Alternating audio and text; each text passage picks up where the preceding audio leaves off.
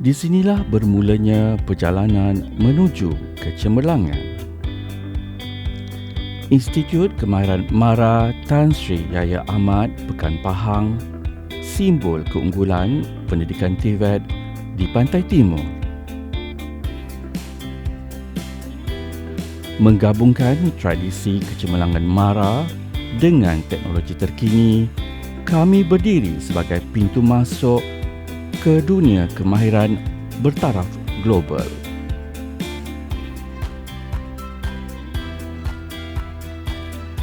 Dengan kemudahan moden dan bengkel yang berteknologi tinggi, setiap langkah mengasah kemahiran dan membina minda kreatif. Kami menyediakan persekitaran yang memupuk inovasi kerana masa harapan menuntut keberanian untuk mencipta. Program kami dirangka bersama industri, dipandu oleh tenaga pengajar yang berpengalaman luas.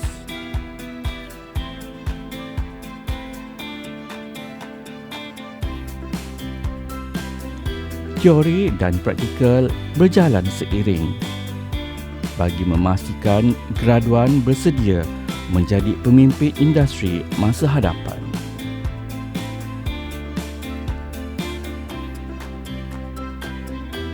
Pelajar IKM Tasha mendapat lebih daripada sekadar pendidikan. Mereka membina jaringan industri dan juga mengasah kemahiran insaniah.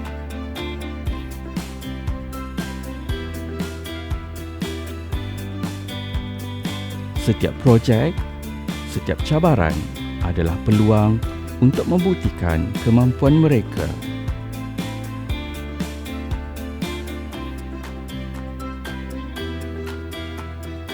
Inilah medan lahirnya pencipta, pembuat dan juga pemimpin, bukan sahaja sekadar sekarang tetapi untuk masa hadapan.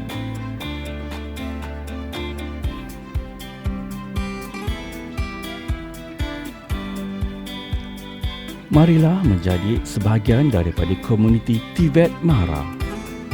Sertai kami di IKM Tan Sri Yahya Ahmad Pekan Pahang, Skills Toward Brilliant Future, di mana impian menjadi realiti dan kemahiran menjadi kuasa.